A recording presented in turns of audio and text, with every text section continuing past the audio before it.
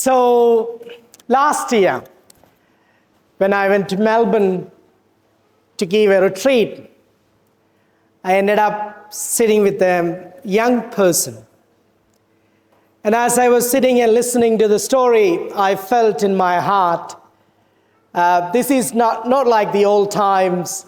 I have to do something here. So the person was really struggling with serious drug issues, but somehow she managed to cover that up.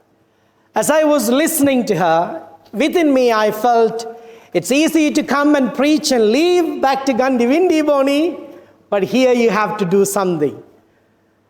And it really shook my heart, so I had to do something.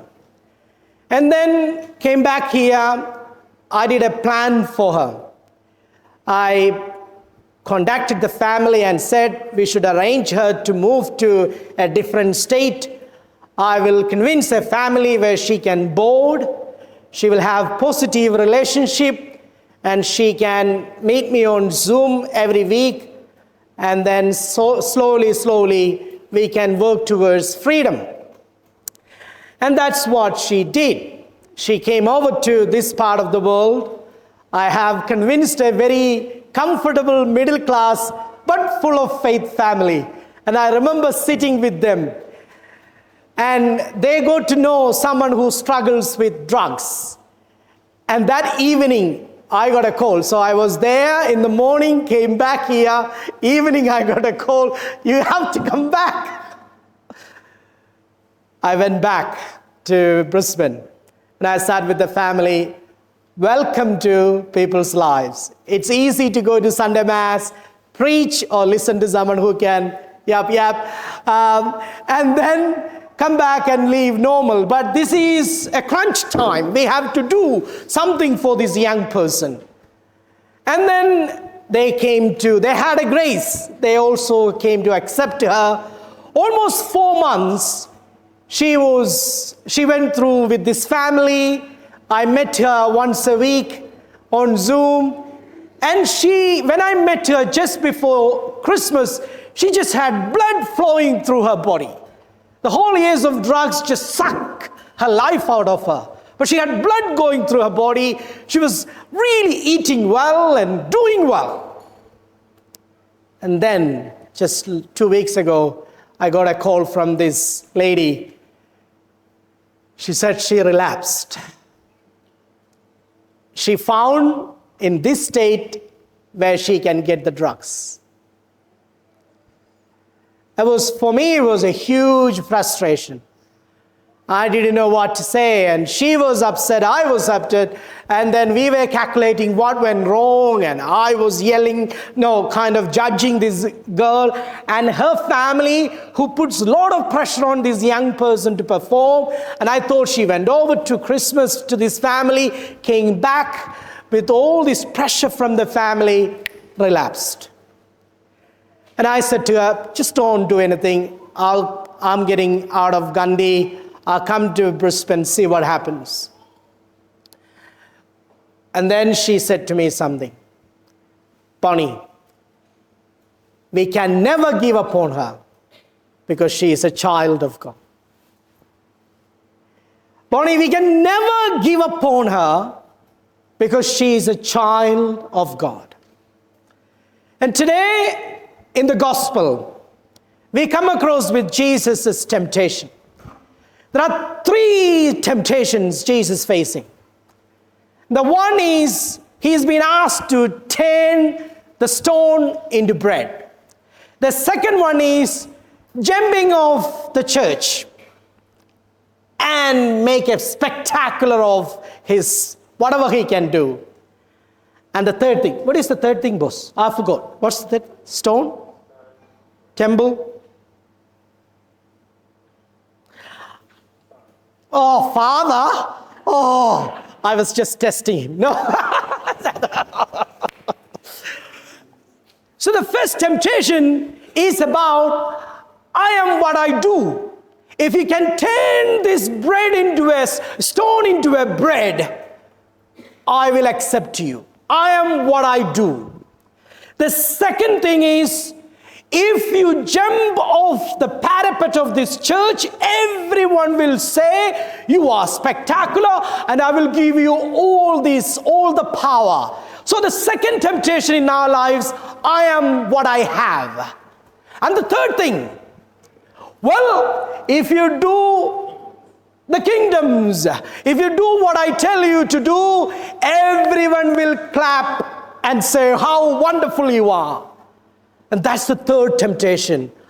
I am what other people say. And you and me, not just Jesus, this is everyday life for us. We sometimes define us about I am what I do, I am what I have, and I am what other people talk about me. When I came to Gandivindi, I realized one thing. You're not much of a town guy if you don't have a Land Cruiser. I was like, growing up in India, watching all these Hollywood movies, I thought only really rich people have Land Cruiser. I came to Gandivindi, everyone has one. I was like, whoa. Imagine that if I get into that sort of guilt trip. I am what I do. I am what I have. And I am what other people tells about me. Maybe young people know this. It's called FOPO. FOPO means fear of other people's opinion. You know FOMO, John? FOMO? Well, you are too young and I'm getting really old. FOMO is fear of missing out. Now, to all these temptations, devil saying, if you are the Son of God. Now, this is what Jesus says, if I am the Son of God, I don't have to be defined by what I do, what I have, what other people tells about me. Because I am the Son of God. And when this young lady, when this mother told me, Bonnie, we cannot give up on her because she's a child of God, then I have to accept that fact. She is not what she does. She is not what she has. She is not what other people say about it. She is a child of God. And when we move out of this fundamental reality, then there is temptations and sins. I was at the pub last week, as you do. Oh, I was becoming a real Gandivindi guy. I know, as you do. Somebody came up to me and gave me a hug and they said, oh, Father, I am a Catholic. I was like, that's okay. And she said, I don't really strictly believe in God. I've kind of drifted away from faith. But doesn't matter, I'm a child of God. I said, oh, that's my homily for Sunday. It changes everything. People ask me, Bonnie, how can you go into this countryside where people are different from your culture? How can you get up and preach or do all these things? I say, one thing is I can't see myself. That's a beautiful blessing. The second thing, irrespective of caste, color, religion, I believe strongly that I am a son of God. I'm a child of God. So what other people tells about me, what I do, what I have should not be defining me. Rather, I go into this identity where I am strongly rooted, from which comes forth a mission and a love that we can serve. But when we caught up in a trap of I am what I do, I am what I have, I am what other people say, then life gets very anxious, stressed. We become so pressured into other people's opinion and we are controlled by things outside. And sometimes we have to go into wilderness.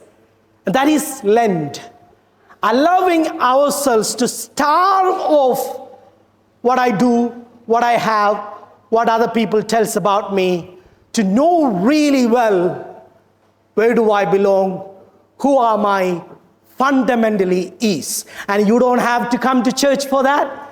You can do that as a Catholic and a Christian. Maybe John is driving to the house he wants to buy. He's like, the lady says, I'm not selling it to you. John can get into his Land Cruiser going, oh no. But if he sits in that car and say, well, I'm not what I do, I'm not what I have, at the end of the day, I'm a child of God and I can do this again. Nothing defines me other than what my God defines me matters. So this Lent, let us starve ourselves of this pressure of what we do, what we have, and what other people tell us about it. The best way to do is fasting from things, material conceptions, what we do, what we have.